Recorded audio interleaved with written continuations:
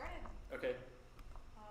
I have some notes here, so I might be pulling out my phone to take a look at some notes. Yeah, do you just want to introduce while we're yourself? chatting. Yeah. Or I So, can introduce you. yeah. You go ahead and introduce me. You know as much about me as I do at this point. You know everything, like my whole web dev story, basically. So go ahead. So this is Chase Adams. He's a web developer at Podium. He was a marketer at first, and then I don't know the complete story, but somehow you found your way to web development, which is what most of us are pursuing in this audience right now. Yeah. And so we're so glad to have you, and thank you for coming. Oh, well, thank you. Yeah, again, happy to be here, happy to chat with you guys and just kind of go through that whole story and what you can look forward to as web developers in your careers. So do you want to go ahead and ask a question and just I'll fire off whatever answers I can give you? Yeah. So you graduated in marketing. When did you decide to go into web development? Like What happened, right? Yeah. So I started in marketing, and I had multiple marketing jobs for like small startups, and startups, when you're doing I'm like the only marketer that's doing their whole marketing, and if you know anything about marketing at all, marketing funnels are how you get like leads or customers. Like you acquire customers through like advertisement or whatever, and a website is a principal, like a pivotal part of that entire funnel. Like that, like they talk, like if you go to any marketing class at UVU, they'll draw this funnel on the whiteboard and they'll say like ads lead to the website leads to a form fill, and a form fill leads to a lead that can then be contacted by a salesperson or whatever, and then become a paying customer. And so when I was the sole marketer for these startups, I would build out advertisements. So I would like download like free Photoshop copies and just like put up a billboard advertisement or whatever to get people to click on it, and then they would be clicking to go to a website, and these people usually didn't have a website. And so the onus was on me to build them a website, and I knew nothing about web development or coding or anything like that. So I would be just trial and error through WordPress. So I would create a WordPress website, download some WYSIWYG builder, like drag and drop builder, and then just build like a homepage, a landing page for them, and with like a form on it and whatever. And through that whole process and turning around the deliverables of the campaign, which was typically like how many people clicked on it, what percentage of those people that clicked ended up filling out the form. I would report on all that data, and I was like, all of that sucks. I hate all that part of the marketing. My favorite part of the marketing was building the website, like the actual the drag and drop builder part of it. And so I just started doing that, and I started marketing my skills as like, hey, I'll build you a website for way cheaper than a web developer, because I didn't know anything about how to build custom websites. I just knew very templated drag and drop builders. And so people would hire me to build these really crappy websites for them, and eventually I started to get frustrated because they would ask me questions like, well, can you have them log in? And just the idea of someone logging into a website was the most terrifying thing. I couldn't imagine how I would even begin to do that. And so I was like, I need to learn how to code to actually build websites properly. And so that's when I basically abandoned marketing as a career. I attended a 6-month coding boot camp at the University of Utah, got a certificate in that, and then immediately after finishing that, went on LinkedIn and just sent resumes and applications to every single job I could find in the Valley that had web developer as the title. Yeah. So that's how that all happened. And eventually someone was dumb enough to hire me. they I had no web dev, professional web dev experience at all, and they said, we need someone to manage our Shopify domain and custom build shop. And I couldn't write in Ruby. Shopify's built on Ruby. I had no idea how to write Ruby.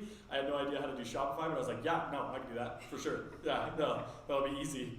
And then they hired me, and I just went to bed in a cold sweat, realizing that I had to know how to build Shopify sites. And so yeah, then my first day on the job, I just started diving in and learning as much as I could, and that was my first web dev job for a Shopify site. Wow, that is so cool. Yeah. So that's like the whole story, and I knew that that job wasn't like the end all be all for me. I knew that that wasn't like where really the aspirational companies were the Podiums of the world, and like the Adobes or whatever, everything that's up in like the Silicon Slopes Tech Corridor, Lehigh up into Salt Lake. And so I just put in my time there, and after I felt like I was competent enough to interview elsewhere, that's when I started interviewing and eventually got the job I have now. Yeah. Wow. What's the interview process like? Terrifying.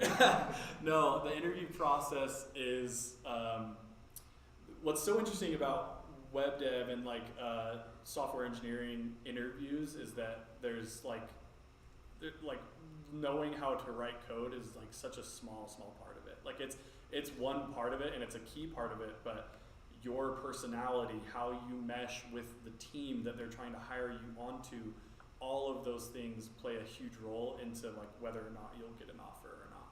Mm-hmm. So it's funny, I'm like debating whether I should tell this story. I was interviewing for Podium, and I was interviewing to be on the software engineering team, like the product engineering team. And they looked at my resume and they gave me like a coding challenge. So like I had to like whiteboard some questions, and I probably did terribly at it. And they ultimately were like, we like you a lot. We think that you would be a great like culture fit, but we don't know if like the software engineering role is like where you would be best suited, because you have all this marketing experience and you have a marketing degree. We actually have an open position as a web developer for the marketing department to manage the .com site. And like the split there is like Podium is a SaaS like a web application that you can log into on the internet, and it's like app.podium.com, but then they have a marketing site, www.podium.com, and that's like the site that they needed additional marketing engineers to manage. So I was like, sure, yeah, like I'll take whatever. And so I eventually interviewed with that whole team. So it was like my whole interview process was with the product team and on like the software engineering for the product. And then they were like, you're great, but we want you down here in this role. And so then I had to like start from square one, interviewing with all of their people and all these marketing managers, and that's, ultimately ended up getting the job, which was great. But they definitely, I think what set me apart from anyone else that they were interviewing was that I could like speak their language. I knew like marketing and what they were trying to accomplish, so I could speak to their strategies and their goals, and they were like, oh, like he's a surefire fit because when he's here working for us, he'll be like, and sits in meetings. Like I sit in marketing meetings as a web developer like all the time because I'm on that team, and so I'm able to like converse with them about their goals, their strategies, and build eventually what they want for the marketing side. Mm-hmm. Yeah. Do you feel like you're the only web developer in the room of marketers sometimes? Well, I have a team. So we have a team at Podium. All of us are like the web engineers. That's like kind of our title. Uh-huh. And it is funny because whenever we have like marketing team meetings with like the whole marketing department, which is 80 something people at Podium, the topic of conversation is very much just like about marketing and marketing's goals and stuff. And I have to be like, well, on the web dev side, and I almost feel like I'm in marketing but not of marketing, if that makes sense. Like I have to like open everyone else's perspectives to like the challenges we're facing, and it's like they kind of forget sometimes that there's like this table of engineers that are on their team that they have to like work with and consider our perspectives sometimes. So yeah, I definitely feel it can be an island. And like if I were on the product team at Podium, and I have many, many friends on the product team, and we communicate and work together on various projects, but if you're there, you're in a sea of developers. Like there's like probably hundreds of product engineers there, whereas with owning the .com site, like the website for Podium, the marketing site, it's just 3 of us. And so we feel like this like additional pressure of like if anything goes wrong on the .com site, like if it crashes in any way, like that's on me directly, right? And like so I can't just be like, oh yeah, like Bob down in this department needs to fix it. Like no, it's everything is on us. Everything's riding on us the whole time. So that's like a fun, kind of exciting challenge that way. Have you ever pushed to production and broke the website? Oh my gosh, I have a story for you guys. Okay, so one of the questions that you had written down, and I'll kind of go into that a little bit, was like, how has your job changed in the last 12 months? So in the last 12 months, so when I got hired on at Podium, I've been there for 3 years now. And when I got hired on at Podium, there was one other engineer. So he was like my senior and I was the junior when I got hired on. And I worked there, I got hired on November 2019, COVID hit in March 2020, so I was only there for a few months before everyone went home, and I've been working from home full time since then. So I don't go into the office ever. I wake up, walk straight over to my desk, work a day's work, and then go back to my bed, or go, like hang out with the kids or whatever. But that's like my day to day. But anyway, the story goes, he was with me, just the two of us, and we owned the website, and it was just like a WordPress website. That was it. There wasn't like any technology like layered on top of it. But so we were working with like PHP and all that stuff, and it was really gross. It was like bad because he was the only engineer that worked on the site before I got there, and like before he got there was one other engineer that so you would have like CSS files that were like super old legacy CSS, and then like older legacy CSS, and then like new CSS, and like all these files are like stacked on top of each other and competing with each other to like style things. So like I would come in and like try to build a page as like a fresh green developer, and I would be like, I would name something, some class that I didn't know was connected to some like 5-year-old legacy CSS that just like broke it entirely. And so I'm having to track down like where that is and remove and like untie it from that class name. And so the site was like super broken, and we were just moving as fast as we could to like solve problems. And eventually that developer left, and he left like my senior left, and the day he left was the day that 2 new hires started. Like there was no overlap at all. Like his last day was their first day. And so I, as the junior, had to just like become the senior to these brand new developers that came in, and I felt like so underprepared, so underqualified. And I was like, all right guys, let's just figure this out. And as we got working on the site, we realized how much we hated it because of all of like the overlapping CSS and all the broken crap on it. And we were like, let's just burn this to the ground. Let's just literally like burn this site to the ground and start brand new, like Phoenix rise from the ashes and build something amazing. And so we did, and we literally like just in the background built what's called like a headless WordPress install, which means like it's a WordPress content management system or CMS, but it doesn't actually connect to like a usable front end to like display to the user. So on top of this headless WordPress install that just manages the content, like the blog posts and everything like that, we tacked on a React front end, actually a Next.js front end, which is a framework of React, and then connected it with Apollo GraphQL. So like the site front end is a standalone application that exists completely separate and distinct from WordPress. And every time you load a page on podium.com, it's querying the WordPress database and injecting data and information into the site to display to the user.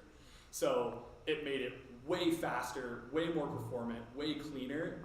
The downside is that it broke everything. So when we launched it, like it broke so many links, and so like the marketing teams, like they're like, the hell is going on with these links? Like the SEO is complete trash. Like everything that we've built for the last several years is completely busted. And we're like, oops, like we had no idea how to fix it. And so when you talk about like, have you ever pushed something to production that just broke? Yeah, like the entire site broke. Like maybe 10 pages worked, like the home page, the product pages, a couple other pages, but like all of these landing pages that were connected to like paid advertisements were just broken. And so like they would come in, like a user would click on an ad and just land on a broken page, and Podium spending the money on that, and we were like, oh my goodness. So we were up for like 3 days trying to fix all those broken links and get everything working, and we eventually got it. And I remember my project manager like scheduled on our work calendar developer nap, and it was an entire like 3-day window of just, we were not working, we had time off to just catch up on sleep because we had stayed up so late trying to fix all those problems. Wow. Yeah, it was a lot of fun. That was April of this year. so yeah, it was very fresh. Like the wounds are very fresh in my memory. But yeah, it was a lot of fun. So, let's see, what does your typical day look like? Okay, love it. My typical day starts with a stand-up meeting at 9 a.m. With all the rest of the web dev team, and then like our web analyst, who's like more of like the marketing guy that just like does the more technical marketing stuff. So like you're thinking like Google Tag Manager, getting that installed on your site and stuff like that. He managed that whole side of it. So like the Google dashboard is his domain, and then the web developers and our project manager. And the meeting will basically just be like our project manager kicking things off by saying like, hey, how was everyone's day yesterday? Like, what, did you encounter any blockers? Was there anything you need help on or that you need to raise to the rest of the team? And if there's not, then we move on to like what's going on today. Like, what's the status of your project today? What are you hoping to accomplish today? Et cetera, et cetera. And that's like a 30-minute window meeting that we have every single morning. And then we end that. And the rest of the day is either just working on the projects that I have or meetings with stakeholders. And stakeholders are like the other people in the company that are waiting for me to get my job done. Like that could be like some marketing manager, someone on data science or something that needs something from me. And those meetings are either like kickoff meetings to like kick off a new project to say like, here's what we ultimately want to build and here's what it's gonna look like. And then there's like checkup meetings where it's like, I've been working on this project for a while and they want like a status update on how it's going. And then the last type of meeting I might have would be like a pre-launch meeting where it's like, it's done and I'm showing the stakeholders how it all works. And they're like, okay, this looks great, let's launch it, you know, hit the big blue merge button on GitLab, and then it's merged to production. And then like a meeting after that would be like what's called a postmortem, where everyone that worked on the project together like circles back and says like, okay, how did this project go? Like what could have been done differently? How could we have done it better? I had a project just barely that I just wrapped up where Podium, you can even like go to the site. If there's a tool that we built called texting templates where businesses who don't like, because one of Podium's tools that they use is they give companies the ability to text their customers directly and like pitch them on like a sale that's coming up or whatever. And a lot of businesses, especially like small business owners, they don't know like the language to use to send these texts. So we built this tool that's like a library of templates that they can copy from. And this is like, again, these cards that show up and they query like a database to pull the cards in, and like each of the templates have their own language on them. So the problem was I built it and I had like what I thought was all the feedback from all the stakeholders, and I was like, oh, this thing is sick, it's so dope, it looks so good, like check this out. And I like go into this meeting thinking I'm so prepared and I'm the man, and I like display it, and one of the stakeholders like is like, none of my feedback is here, like you guys didn't listen to me at all. Like, and I'm like, what are you talking about? Because I rely on like my project manager to tell me like all of the feedback that this person wanted implemented, and she failed to do that. But then I'm stuck looking dumb because I didn't implement any of their feedback, and that was a very awkward postmortem. When like after the meeting was like, well, this could have gone way better because no one listened to my feedback for the rounds of revisions, and yeah, so that was an unfortunate post-mortem meeting. But those are the types of meetings you'll have where you have to explain to a stakeholder like why what they want can't be done, or the workaround you've given for it. And those are the, like, as a web developer, like you have to develop the skills to like explain and kind of simplify problems to people who don't understand code, you know? And that's at Podium we do every 6 months. We have like reviews, like performance reviews, where they like you have to ask a couple people to like give you compliments and tell you how good or bad you're doing at your job. And the performance reviews I always have, people have always said that that's like a skill that they think that I have developed really well, is the ability to break down problems. So make them simple, explain them in simple terms so that people can understand why or why not something can or cannot happen on the site. So a skill to think about developing for sure. Explain your app that you're building to a 5-year-old. Explain it to them and see if they understand it. Does anyone have any questions? What tech stack does Podium use? Yeah, so again, it's different for the product team and the web dev team. The product team uses Elixir and React front end, and then on the web dev team, we again have the headless WordPress CMS install. So like I was explaining, I think you might have been out of the room when I was explaining it, but just a WordPress content management system that doesn't connect to like any usable front end. It's headless, right? And then the head that we put on top of it is Next.js, which is a React framework, and then it connects to WordPress through Apollo GraphQL. So queries the WordPress database for information when you go to the site, and then it injects the information into the front end. Yeah. So one of the things about CS is it changes so rapidly. Mm-hmm. It's easy to feel like you're perpetually incompetent. Oh my goodness, yes, absolutely. Do you have strategies to manage yeah, syndrome? so what I'm going to say is going to sound maybe a little contradictory, or I don't know if it would be the same answer that your professors would give, so don't tell them I said this. Yeah, I might take one of those eventually. But two things.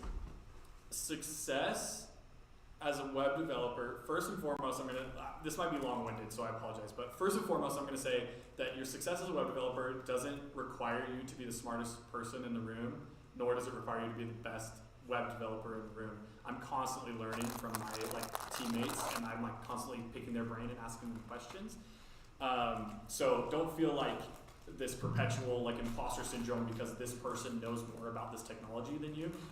Everyone in this room could solve a coding challenge faster than me probably, because I haven't had to do coding challenges for many years, right? I build React front ends, and so if it was, hey, build this page in React, I would probably do it much faster than all of you. But if it was hey, do FizzBuzz, you'd probably all solve it faster than me, because that's just that's kind of the stuff that you focus on in CS, especially in school. So as far as managing that, I would say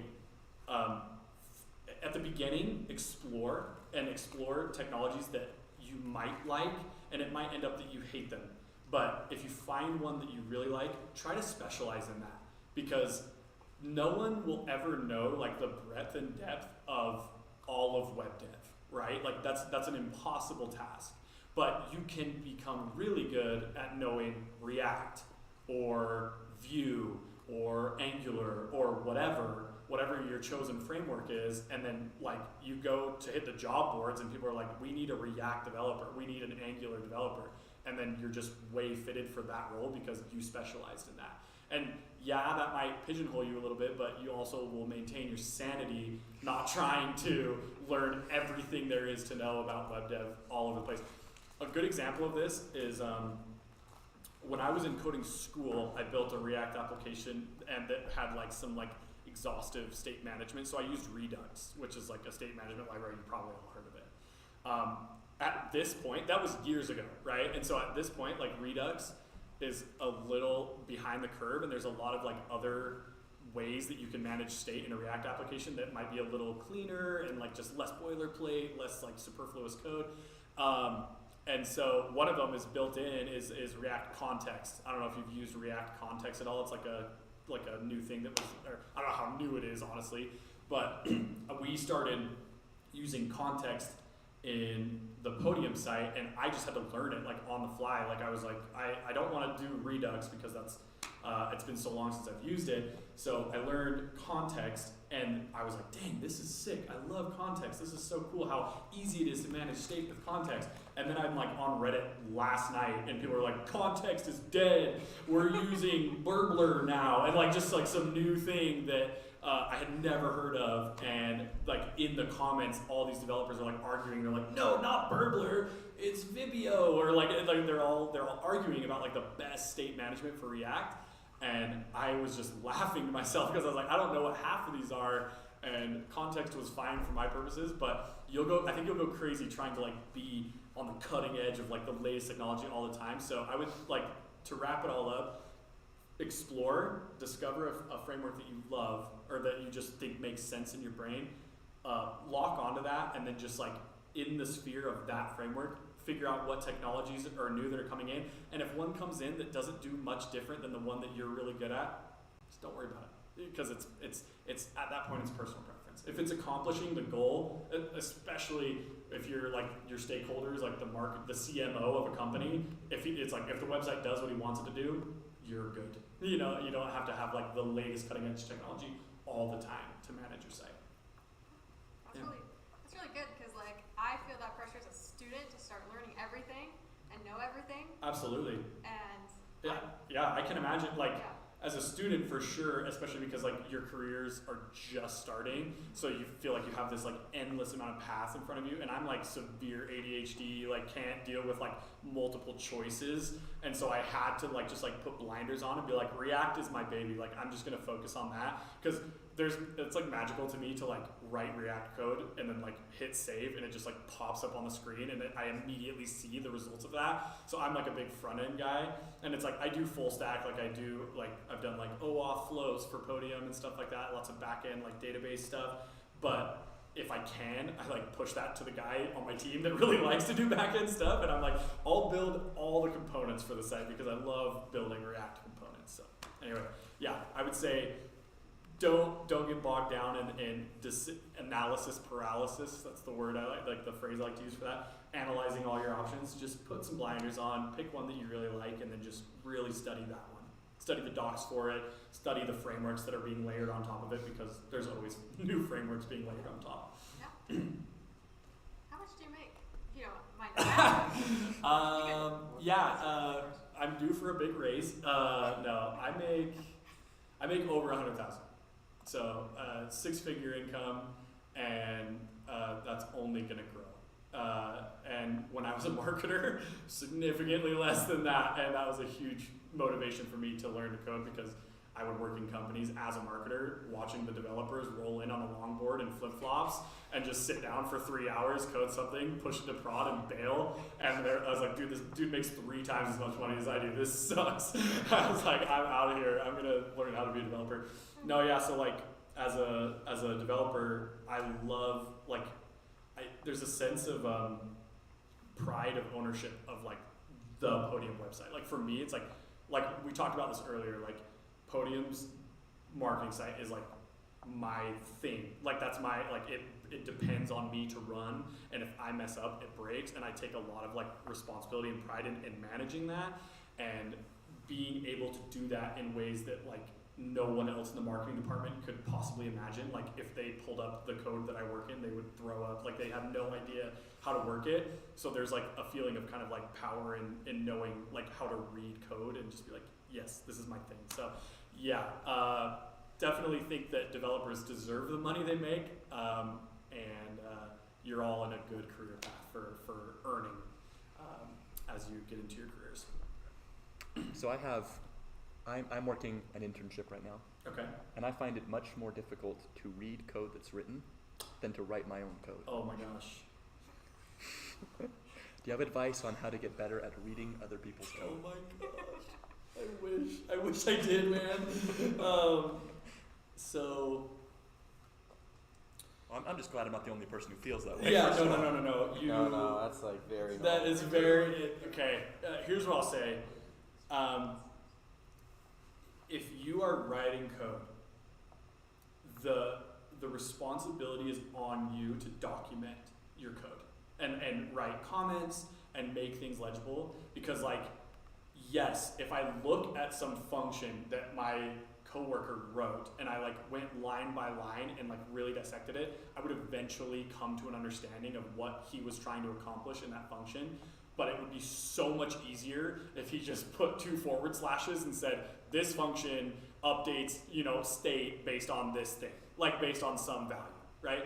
And so that, like, you absolutely should not only be sure to always like write comments in your own code, but demand that of your coworkers. Like, as an intern, that's gonna be challenging, but just be like, so like, if you're working on someone else's code, like I would literally like bring my laptop over to them and be like, what were you trying to do here? Because like I could like go down the tree of React components and try to like chase down what they were trying to do, but it's just so much easier if they were able to explain it to me. I was like, oh cool, let's leave a comment in here that like explains that. So I will also say that in my work, the three of us, the developers that run Podium.com, we are all like the same like level of developer, and I'm like trying to be named the senior developer right now. That's kind of like a friction in my job right now.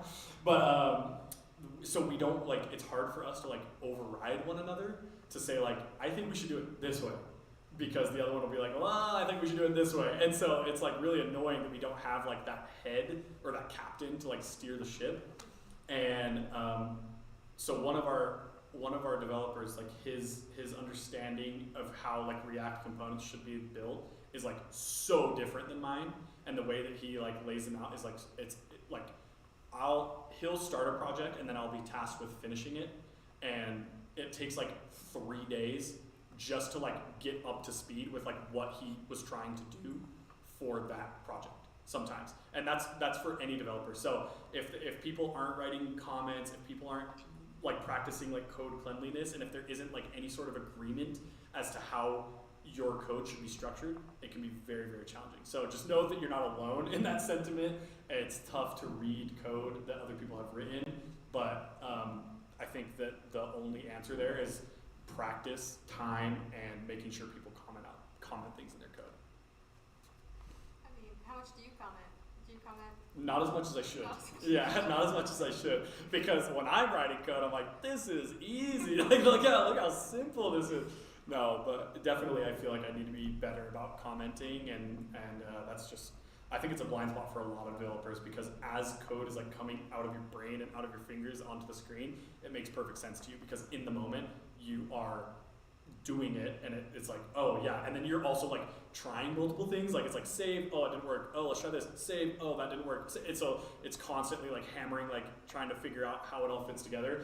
Yeah, and then you go 6 months later and you're like, what was I thinking? Like, why did I do it that way? Like, it's so obviously should have been done this way. So the developer you are now and the developer you will be in just like a couple months could be completely different, and so commenting is just so important for that reason. I'm trying to think of this other thing I wanted to say to you guys, but if you have another question, go for it. What tools were the hardest for you to learn? I will say that that project I was telling you guys about, where I had to build an OAuth flow to like some random third-party app to get like login credentials from them.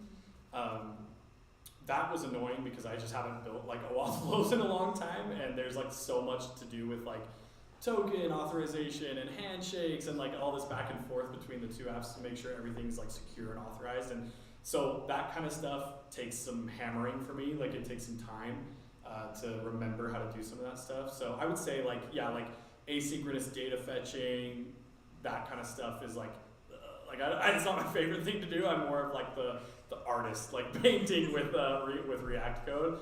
But it's like I can do it, but it takes some time to like get warmed up and remember how things work. So I would say definitely coming from like a marketing background and more like even like the creative side of marketing, like ad creation, that's where I like specialize in the web dev side too, of like the front end building of websites.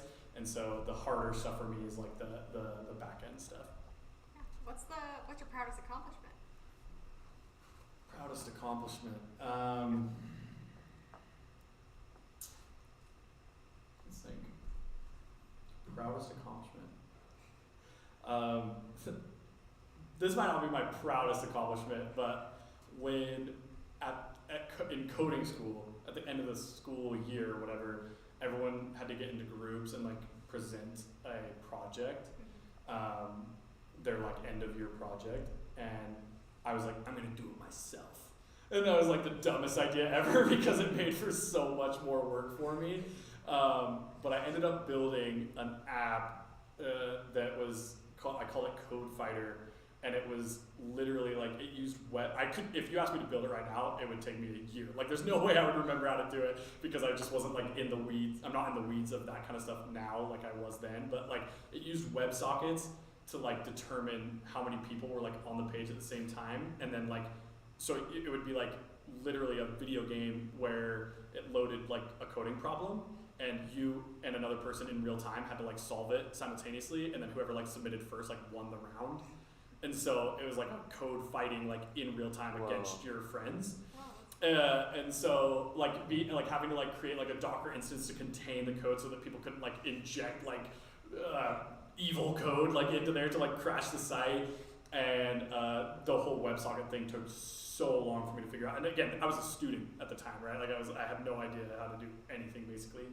But I like presented that at the end of the year, and all like the teachers and stuff, like it was a thing where like your parents would come. Like I'm like 33, like my parents are like coming to like see my web project, and like the teachers were like, he'll go far in web development. Like hey, with this project, like nothing can stop him. And I was like so proud of that at the time. But yeah, super fun. That's the kind of thing that I think people should be the most proud of, though, is like not necessarily the work that you do in your day-to-day job, but like the passion projects that you build and the things that you build like at night and it's like this isn't making you any money, like it has no, like if you didn't build it no one would probably care, but the fact that you can like in your spare time build an app from scratch, deploy it, and it works, like that, you should always be proud of something like that. Yeah. And I think, and I was like, one of the notes that I wrote down that I wanted to share with you guys was like that, like for some people web dev is a job, and for other people web dev is a hobby. Like some people do a day job and then they like kind of mess around with web dev stuff at night. But like the ultimate, like I think to be successful, it needs to be like both A and B, like a little bit of both. You should, I believe, and I need to be better at this, like I'm talking to myself right now too, you should be able to like find enjoyment and like you go to work, you do your job, and then you come home and then you read like the latest news in your sphere of web dev influence, and you're like, oh, that's super cool, I want to try that out. Or like, oh, that's a really cool technology, or React just had an update, like they're doing this new hook thing that's super cool, and I want to use that. So like that, if you can be passionate about web dev in that way and be excited when things are like changing and updating, you will not remain jobless for long. Like you will, like if you can convey that passion to a person who's going to hire you, an employer, you'll be hired. Yeah. Wow, that is so cool. Yeah. Any other questions? Any other questions from the peanut gallery? The cookie gallery. Oh, because there are cookies. Yeah, that's good. One of the questions. Okay. So to what degree should web developers focus on security? Oh yeah, I love this question, and this is why we need to talk about the SREs. So, as a web developer, like cybersecurity is like its own discipline, like entirely its own discipline. So, like I don't know a ton about cybersecurity. I don't study that. That's like not my sphere of knowledge. So, Podium has like an entire security team that come knocking on our door whenever there's problems on the site, like, hey, you didn't do this right. So like for us on the web dev team, like we do like general security stuff where we like hash passwords. Like if someone sends us a password, like we have to make sure that that's not like decryptable in the console and readable. So we have to do that kind of stuff. And then making sure that like our environment variables are not found anywhere in the code that gets pushed up to production. Like it's like on our hosting platform, and then like it's queried from there. So those are like kind of general like security stuff that we focus on, but absolutely wish I knew more about cybersecurity, and I rely heavily on, you said what was the kid's name, Garrett Enchikin or whatever? Gabriel, yeah. So he's on the SRE team, and there's another kid that I work with a lot on the SRE team, and basically anytime I receive a Slack message from one of those kids, I'm like, oh, like what security issue did I raise today that I have to solve? So yeah, super grateful for them and their work. But if security is what's exciting to you, I would suggest sooner the better. Like pivot into that and specialize in web security. But if like building sites and querying databases and stuff, that's what's exciting to you, then web dev is definitely your alley, at your lane. But yeah. Do you ever think you're going to pivot in the future? Do I think I'm going to pivot? No. And the reason why, because I started in marketing and I spent years developing a marketing resume, and then I burned all that to the ground and started from scratch. And when I went and got my web dev job, I was making less than I was as a marketer, but now I'm making significantly more than I ever was or probably would have as a marketer. So I don't want to do that all over again, right? I don't want to pivot into something else, but if it was in the web dev sphere, yeah, I could see myself pivoting. The other thing too is I told you guys I have multiple friends and colleagues that I work with on the product side of Podium, and they routinely will privately message me and be like, why don't you come work on the product? And the reason why I don't is because like I said, I have a lot of pride of ownership over the sphere of influence that I do have on the .com side, and I don't necessarily I kind of don't want to just be another engineer on the engineering team in a sea of engineers when I have so much say and control over what happens on the .com site.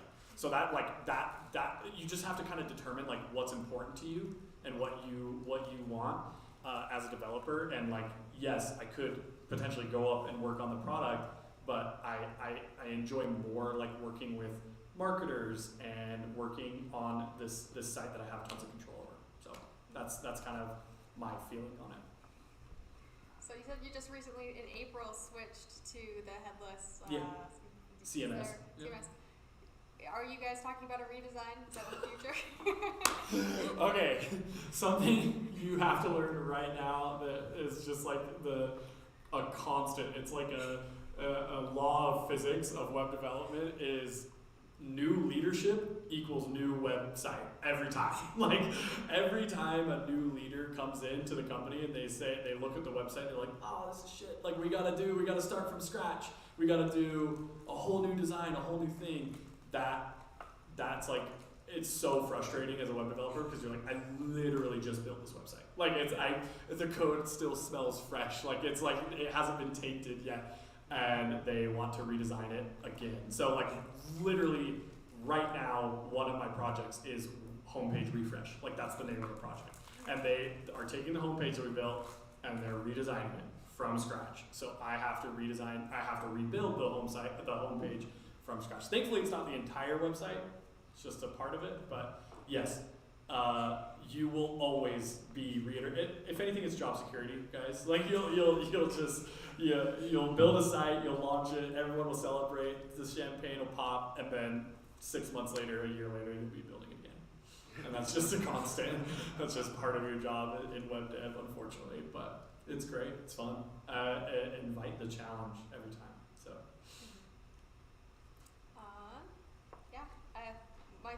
My remaining questions are kind of random. Do you now longboard into work? But work remotely. I do work remotely. I need to decide whether or not my manager is going to see this video. No, but there's so much freedom in web dev because and what I actually appreciate so much about my job is that there's a huge degree of trust where if I'm given a project, my managers and the people that have given me that project have the utmost trust in me to get that done, and they know that it's going to get done. I have a track record now of 3 years of pushing projects on time that work, that are good. And so if it's summertime and 4 o'clock rolls around, I'm I feel like playing 18 holes of golf right now. I can do that. I just will leave and be hey guys, I'm out. I'm taking off. I'm gonna go golf. And they're okay. No one cares. No one's wait, well, it's not 5 yet. What are you doing? Because they know that if I was behind on something, I could come right back to my desk and work on it at midnight or 1 in the morning. It doesn't matter because it just has to be done by the due date. So I feel so empowered, especially as a fully remote employee, to manage my time and own my time. And so I have 3 little kids, if I need to like take a break from work, like if my mind is fried and I want to just like go play in my backyard or rake leaves and jump in them, like I feel empowered to do that. And that's like something that I so love about my job. And one of the huge reasons why I'm not constantly looking for the next job, because the job that I have affords me that quality of life, and that's worth so much more to me than an extra $10,000 or $20,000, right? So like I've had friends that work at other companies, other tech companies in the Silicon Slopes, that are like, dude, we need developers so bad, like come interview and we'll pay you X amount. And it's like a pretty significant raise for me. And I'm just like, I'm good. Like I have no interest in that extra money because I don't know how they'll manage their team. I don't know how they'll manage their time, but I know how Podium manages me, and it's very hands-off and it's just like a lot of trust. So that's what I love about it. Dark themes or light themes? Dark themes, always. Yeah. Slack is in a dark theme. My IDE, my VS Code is completely pitch black. Like everything is completely dark. Single quotes or double quotes? It depends. You have to, because like sometimes you need to have like quotes inside of quotes, especially like again on marketing sites you have testimonials that like they have to have quotes around them. So you'll do like double quotes somewhere, but then single quotes around the double quotes. So it just depends. But typically I would probably say single quotes for like strings and stuff like that. And then tabs over spaces. Tabs over spaces. I don't know. Yeah. I like tabs. Every time I'm like working and some set of code inside of a function is like 2 spaces in set rather than like the full 4 spaces that a tab gives you, I'm furious. I'm like, I'm redoing this whole thing just because I don't know. I personally like doing tabs over spaces. But anyway, any other questions or thoughts? Where do you see yourself like, or you said you're like pretty happy with your current job. I know a lot of like developers tend to go into more management roles as they like get more senior. Uh-huh. Like, are you just happy with where you are, or do you like have plans to move elsewhere? So, I've thought about this a lot because, again, I didn't study web development or computer science in school, and I kind of just like crash coursed it for that 6 months of that boot camp, and then like got into a career. And I think largely like just like me interviewing well and having some charisma was like a huge player in my ability to get the jobs that I've gotten. So part of me has thought that maybe I should enter into like a management type role where like I'm still web dev adjacent, but I'm more managing people because I'm like a type A outgoing extroverted personality. But then the flip side is that like the magical part of my workday every day is the code that I write. And if I move away from code, like I don't know how happy I'll continue to be in my job. So like, I don't know, it's a toss up because like you can get promoted all the way up the chain to where your entire job is sitting in meetings with stakeholders and just like giving a thumbs up or thumbs down on like, yeah, we can do that, or no, I don't think that'll work for us. And then passing all the code and the fun stuff like the building to your underlings or your developers that are under you.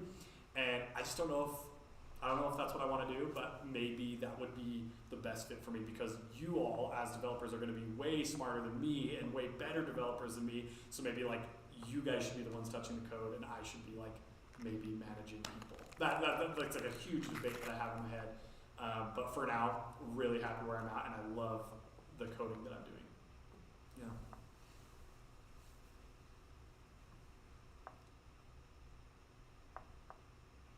Any other questions? I felt like I had one, but I think I forgot it. You had a cookie and just immediately just slipped your mind at that point once the sugar hit the bloodstream. Yeah, do you have anything you want to talk about? Let Do you have any notes? me think. What do you think the future of web development will look like? Wise sage. If I had to predict, the thing is that like the future for me is like not necessarily like the future for like the world. I can see like in my immediate future being really focused on what people call like web personalization, which is like when a user lands on your site, you have information about that user from the previous time they visited the site and then can customize the content of the site based on their past experience. So you get like this context. So like imagine a website where you know, the first time you visit it, it's like, we do popsicles, right? And like, that's like the company. And then you leave the site, and then 60 days later you come back and it's like, welcome back, you forgot to buy some popsicles, right? Like, it's like the headline changes and things change, content changes, all based on your previous experience with the site, the thing that you searched for to arrive at the site. So like that, all that web personalization is like where Podium's going, and I think that's where like you're gonna see a lot of web apps that do that, a lot of websites that do that. I don't know how many are doing it right now. It could be pretty popular in like the bleeding edges of technology, but I can tell you for sure that there are a large number of websites that aren't doing anything close to that. So I think that that's definitely something to focus on, web personalization, making the experience personalized for the user.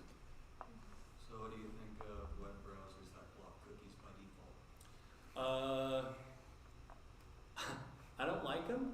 No, I mean, it's good for like security purposes, but like we like so many, especially coming from the side of like a marketer or a web engineer that works in marketing, like so many of the things that they use to like carry a user from like just a website visitor all the way through to like a lead depend on cookies. A huge part of my job when I was building out the site was like creating cookies that get created the second a user arrives on the site, and they have to like accept and then get all these cookies saved about them. So I think cookies are super valuable as long as they're not like predatory in like the information they try to capture about you. So I think that there's a place for cookies to just be safely used. But yeah, as far as like browsers that block them by default, it's tough for people like me and tough for web developers, I think, because a lot, especially like working with marketers, like you have to have cookies, local storage, like all that kind of stuff to like lead people along and get them to become customers of your company. Yeah. What do you think about browsers that block JavaScript by default? Well, since I'm a React developer, I would say that those are pretty bad too. Well, just again, for me personally, I'm sure they're great for people that just want to look at white pages with black text, but yeah, as far as like if you don't have JavaScript enabled when you visit our site, it's just going to be like a blank screen that says like, this site requires JavaScript to run. So that would be tough for me to work with, for sure. You ever confronted any ethical concerns with apps that you've written? You're like, I'm not sure the consequences this will have if I implement this.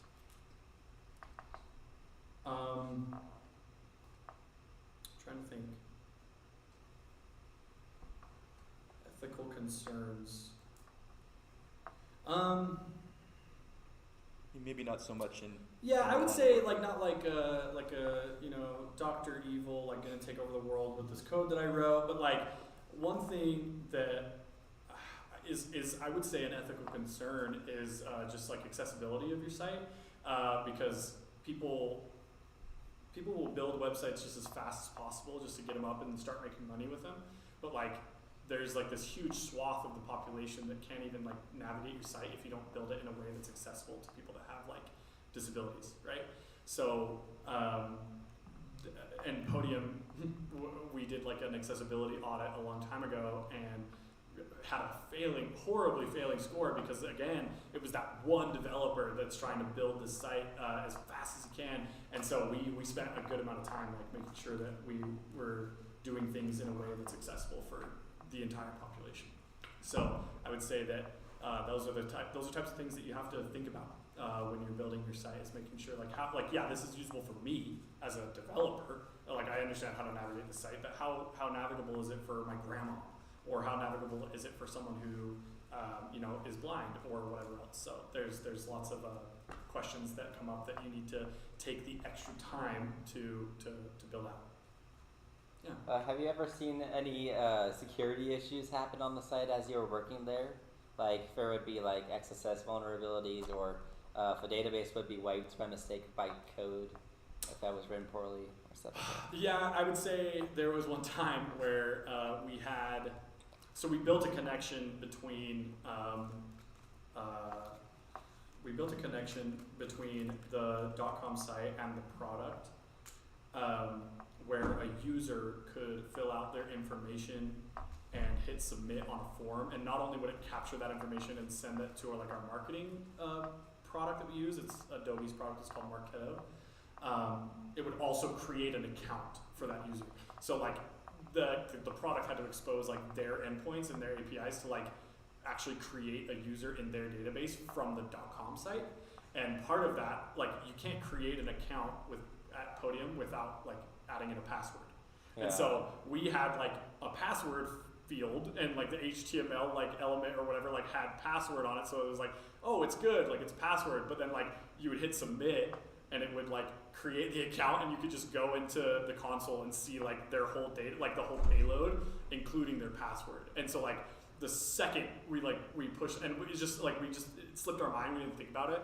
And so we pushed that to production, and within like hours, like someone from the security team was like banging down our door, like, you have passwords like exposed in the console, like you have to like hash these and get them all encrypted. So we like obviously like took it down and fixed that problem and re-pushed it. But like those are the types of things that you can overlook, and like it's important to like check.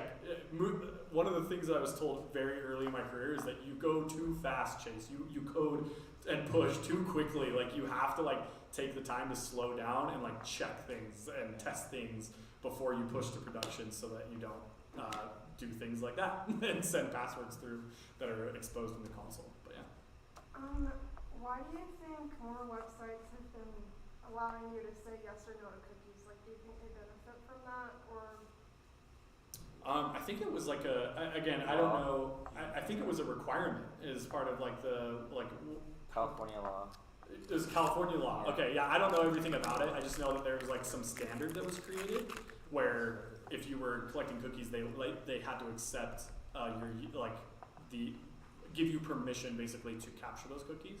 So yeah, that's definitely like something that is something that you need to be aware of, and it's not something that like people necessarily want to do. It's something that they have to do by law. What's your least favorite browser? Internet Explorer, anything. Just because like when you're doing like CSS for Edge, Chromium, like any of like the modern browsers, that's all pretty shared, and like most of the CSS is like available to be used by all of them. But then it's like you have to do WebKit stuff to make it work in Internet Explorer, and it can be sticky and annoying and take extra time. But again, one of the things that you have to do as you're pushing code is make sure that it works multiple. And like at Podium, there's a third-party thing that we use called Browser Stack, where you can like test what your site looks like in like every browser on dozens of devices. And what's cool is they literally like have the devices plugged in their like warehouses, and like they show you like what it actually looks like on an iPhone 11, 10, 9, and all these other various types of phones. So it's like so they have them literally plugged in, and you like type in the URL and hit submit, and it like loads it up on their phone. Physical device. Physical device. Yeah. And like it's like server rooms, there's like physical devices. Yes. And it's like screen captures that is sent to Yes, you. 100%. It's not like a camera pointed at a device. Yeah, you're but right. it's It's screen capping it, but like yes, because if you're in a browser and you just like shrink the browser down, it'll be like, oh, this looks good on mobile, but then you actually like load it on an iPhone and it looks terrible because like the browser doesn't always have like all the same like layout stuff that an iPhone would have, or some Galaxy phone or whatever. Does that work better than like Chrome's like feature on? Yeah, that's what I'm saying. Yeah, so like I would say a service like Browser Stack is going to be way more robust in what you're able to test, and you're able to get like a true look at what your site looks like on every device, because like I said, they have hard physical devices that are screen capped and showing you exactly what it looks like to scroll through. Whereas Chrome's like drop down of like do it on an iPhone, whatever, like it's limited. I wouldn't say it's like perfect. Not perfect. Yeah. Speaking of like tests, do you have like many automated ones? I know you're like front end, so probably not. No, yeah, and that's the thing is like once we get into like testing and people are like, should we do testing? I'm like, not me, because like I like testing again is like one of those disciplines that's like pretty like arduous. Like you have to like write down a ton of stuff, and or like not just write down like tons of files that are just associated with testing, but it's like I'm such like a move quickly person that I like get something done and I'm like, let's push it to production. Like just I don't know, that's kind of how I am, and sometimes that's a bad thing, but They're like on the product side, definitely like they have like huge testing libraries that before they push anything, they're running it through like series of tests. But like for us on like the .com side, it's rare that we would need to do that. The testing is usually just QA with like various devices and making sure that like things aren't breaking, like basically pushing every button on the page, testing all like the drop downs and making sure that they don't like fly off the screen or anything like that. So physical QA is more like the testing that we do on our side, not like using Jest or anything like that, like a testing library. So, but definitely valuable, and like trust me when I say like I wish I knew them better and knew how to like build tests better, but that's not necessarily like the area of expertise for me. All right, well, it's 7 o'clock. That's time. Please join me in thanking Chase Adams. Set that there. Actually, do me one favor. Pictures. Yes, yeah, because I wanted to send this to one of my coworkers.